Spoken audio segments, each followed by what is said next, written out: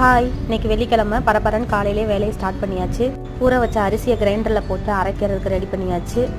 Next sambar வைக்க பருப்பையும் குக்கரில் போட்டு அதே ஒரு சைடு சாப்பாட்டுக்கு உழ வச்சு அதுக்கும் அரிசி போட்டாச்சு. இன்றைக்கி நான் சாம்பார் தான் வைக்க போகிறேன். என்ன காய் நீங்களே பாருங்கள்.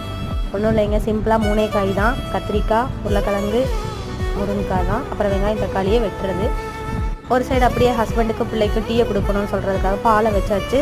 அதில் எல்லா இன்க்ரீடியன்ட் நம்ம செஃப் தாமு மாதிரி நம்மளே எல்லாமே கையில் அளவு வச்சு போட்டுக்க வேண்டியது தான்.